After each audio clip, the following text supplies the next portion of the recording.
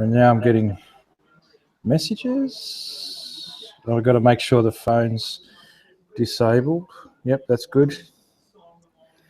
Well, good morning, Vinygee. It's another one-to-one with on episodes. I don't know how many I've done now, about 5 or 6. So can you tell us a bit about your channel, Vin? Like I state, basically a channel about everything and nothing and just life in Australia in general, and things that happen in my life and other people's lives, and just general channel, I suppose, if you could say. I mean, I've always been into videography and photography and stuff like that, and this is just an extension of what I like doing, I guess. And what type of videography, photography do you enjoy doing? I love the drones. Ever since the drones have come out, I've always loved them. Yeah, it used to be, you know, into the still photography a lot, but more shifted to the videography of late. I love the post-production, the software, as I've asked you what software you guys use and all that sort of stuff. I just find it a bit more interesting. And what software are you using at present? Adobe Premiere Pro CS5, I think it is. Yeah. And yeah. How are you coping with that then? Yeah, look, it's good, but there's so many aspects. There's just so many tips and tricks to learn, and I believe that that's across with all software. I mean, I've got some. I've bought licenses for other software as well, which is. I'll have a look. Wondershare Filmora. I mean, that was quite an easy software package to use, and I've just found that I actually found a problem with the version of Adobe Premiere that I'm using. Is what I liked about the software you're using is the meshing of the codecs. It will analyze and read any codecs. It's in Adobe Premiere Pro. The version I'm using, you go to 4K, it doesn't like it. Yeah, that's the thing about what I'm using. You know, it's a very good program. I edit in 4K, 1080p. It's got some fantastic effects, but I never use effects. Yeah. And you can integrate Adobe After Effects into it, and many other programs as well. Yeah, I liked. Actually, before I even got into Adobe Premiere, I can't remember what I was using to actually edit videos, but I actually learnt to use After Effects quite a few years ago, actually, and I liked the composition software. That was pretty good. I actually went onto the internet, and there was a guy I was following for quite a while, videocopilot.net, and bought some effects to complement After Effects and learnt a bit of After Effects. But realistically, the hardware to handle some of the compositing software is not really the hardware I've got at the moment. So, you know, I really need an upgrade on some hardware. So. Yeah, that's the only problem. 4K is very, you know, it needs a good computer. I've got an i7 laptop with 16 gig of RAM, 1 terabyte hard drive. So my computer will do about 3 layers of video and 1 layer of effects. After that, then it starts, playing jerky. But once it's rendered, it plays back perfect. So I noticed that you put up a video about why you joined YouTube, which I found very interesting. So can you tell us a bit more why you joined YouTube, what your ambitions are for your channel? Okay, well, I really don't make... okay, hang on. In the last 2-3 months, I think I've made $5.46 Australian out of my videos. So I'm not in it for the money. It's more an enjoyment side of things, and the community, the whole community. Once you start forming bonds and friendships, and I mean, I know what's going down the road, so it's less interesting for me to talk to, say, someone down the road than it is to talk to you who's in England on the other side of the world. You know what I mean? I'm not in the position to travel. So, you know, for me, you're my eyes and ears. That's the type of attitude that I've got, basically. Yeah, that's similar to me. You know, I mean, I joined YouTube 2007 when it first came out, not with any intention of making money. It's just that I, you know, was into video since 1988 and photography before that. And I just wanted people's opinions, you know, of the videos that I made. And since the drones came out, I've got a bigger community, you know, my channel's grown. I've met some very nice people on here, especially since I've been doing the live streams and joining in other live streams or other live chats such as Expat in Mazarons and Random Life Productions. And we've got a nice community, and I want to see that community grow. So that's why I'm doing these one-to-ones. So that I find them very interesting, actually. So that other people can see how the community is growing, and hopefully we will all get more subscribers and more friends from the community. Yeah, well, actually, out of Expat's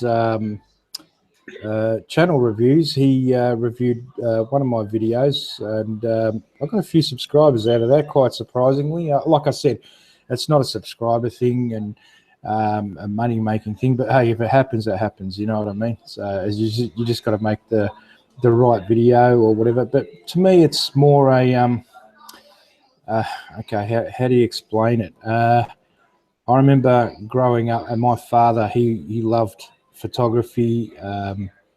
He loved videos. Well, cinematography in a sense, because when I was a little boy, he had a Super 8 camera, you know, the big Super 8 camera that you'd sort of hold around, and it was actually a reel-to-reel tape. And I remember, that's how far back I can go with filming and photographies. I remember the days of him like getting the Super 8 camera and taking some, I won't call it video, some footage. You'd have to put it in an envelope, send it to the chemist, wait a month, get it back, and then play it reel to reel, set up the projector and all that sort of stuff, you know. So it was quite daunting, and like I grew up with that, and I transitioned with the different technologies. Then I remember he got the Polaroid camera where you'd slide out the envelope and shake it around, and instant photos and all that sort of stuff. But yeah, and it was funny actually, because I was just looking at some of my old technology. I bought a video camera. I can't remember when it was. I think it was about 1996, and it was compact at the time, you know. And I'm looking at it, and I'm just looking at what we're using these days, and it's just a bit different. So on saying that, I've been looking at some new cameras like myself, just looking at their reviews and all that. And I must say I'm quite interested in the Sony RX100 Mark IV. I think that's a really, really good camera. Yeah, well, if you're into wildlife, another good camera that's just come out is the Lumix FZ82. I don't know whether it's the same model number in Australia, but it's got 120 time optical zoom on it, and it films in 4K. It's a bridge camera, and it's priced in the UK at £375. Wow! I'm thinking about getting that one myself, because wildlife with the 120 times optical zoom, you can really if it's optical zoom, it's great. Yeah, it is an optical zoom one, and I know you need a good tripod for that, because any little wind vibration, or when you're on 120 time optical zoom, it makes me sick. What was the model number of that? It's the Panasonic Lumix FZ82. Okay, I'll just have a look and see what we got here in Australia. Different model number in Australia, Vince. I'm not quite sure, but it is we're worth. a bit... It's worth looking into. You know, there's some good reviews, and a channel that I follow, Graham Wildlife. He's just bought one, and it's he used it yesterday at Rutland Waters, filming the ospreys, and he got some wonderful shots. You know, close up ones. Yeah. No, it's not. It's not here. It won't be here for another 10 years. That's how retarded we are. So that's true. Whereabouts do you live then, Vince? In Melbourne, Victoria, Melbourne, southeastern suburbs. I guess you could say probably 28 kilometres out of Melbourne, heading southeast to the furthest point of Australia, I guess, before you jump across to Tasmania. Yeah, because I see, you know, that from the videos that you upload, that you seem to be far enough out of the city to be countrified, as I would call it. Yeah. It depends now. I mean, look, our biggest problem, I mean, you look at this country compared to, say, England or America, you know, because we've got such a small population here, I think it's about 24 million. You know, that makes our crime rates higher and all that sort of stuff. And what's happening is we're a big island, a really big place. And everyone just is hell-bent on living on top of each other. So there's no cities going out to the country, but there's more, you know, more of this high density residential buildings going up left, right and centre. And so I mean, look, where I film with the drone in Narre Warren, I mean, I can still walk out according to our gun laws with the shotgun in the paddock and shoot my life away, even though I'm only 30 kilometres from the city. Oh. But as long as you've got acreage to do it, right? Yeah. But the problem with that is that block there. Within the next couple of years will go up for sale, probably 3 million, and it's going to be just developed into so much housing, and all our rural properties that used to be close to the cities are now disappearing very rapidly. Yeah. So what type of laws do you have for drone flyers in Australia, then, Vince? You know, can you go out virtually anywhere and fly? No. Do you get a lot of problems? No, a lot of problems. Yeah, a lot of problems. There was this. I mean, I've done the course and the certification. I've got an RPL, remote pilot's license, and okay, there was about 5 years ago. I noticed that drones were getting hand built, and people were just buying parts off the internet, I guess you could say, off eBay, or Hobby King was a big one, and they're slapping drones together, and one person saw another person with a drone, so that all these drones were around, and people were just taking them off everywhere. And what people didn't realise, and look, me as well, you know, until you get educated, you just can't fly these things as you want. You know, you need permissions, you have to have your maintenance schedules in place, your flight logs, you know, you have to show that you're a responsible pilot. But what happened with all these people buying drones was good in a sense, because they didn't realise there was all these laws, and then once they found out there was all these laws, they sold all their drones, you know. So, you know, people didn't want to take the chance. But, you know, it's all about being sensible, I guess. It's, there's, you know, we don't get many stupidities done here, really, not many. I mean, look, I don't know how people like Casey Neistat flies his stuff around. You know, that's, to me, that's a big no-no. You know, I wouldn't do it. I really wouldn't do it, but he seems to get away with it. Yeah, I wouldn't either. You know, flying in a city, no, you know, I mean, it's like London. I mean, it is a no-go fly area because you've got Heathrow, you've got Gatwick. So, you know, the full city is a no-go. And I would have thought that would have been the same in New York, because, I mean, you've got JFK, you've got other little airports around the New York area.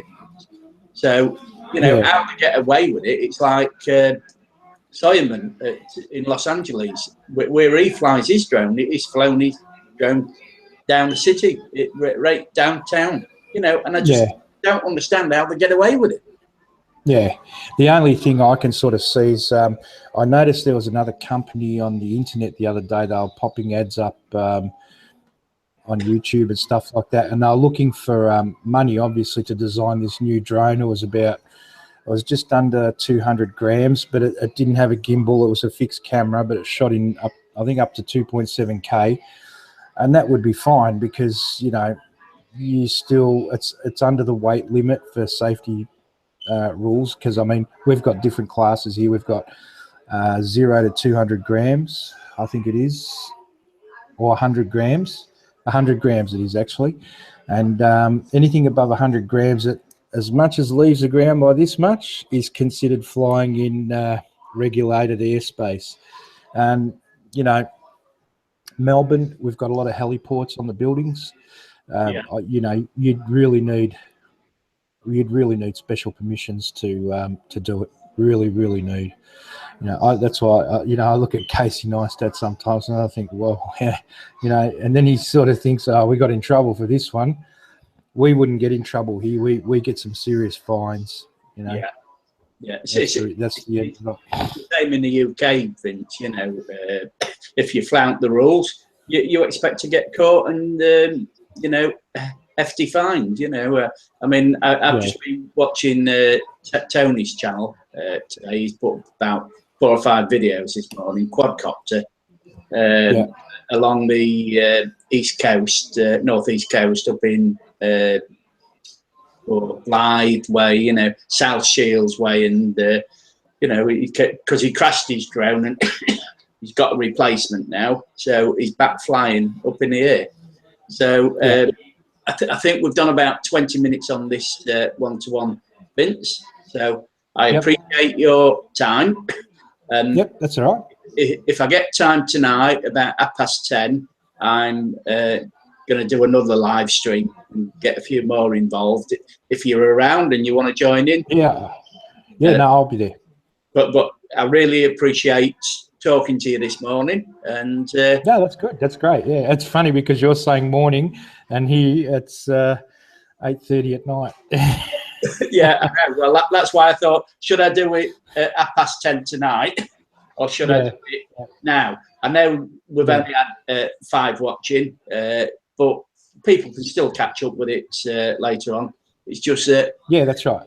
The last 2 I've done, I've gone on for about 40, 45 minutes. Yeah, I think people get fed up after 20, 25 minutes. So that's why I want to keep them at this length. So I appreciate your time, and look forward to seeing you later on tonight, or early your tomorrow morning your time. No worries. Okay. Thanks a lot then, Vince. See you, mate. Bye.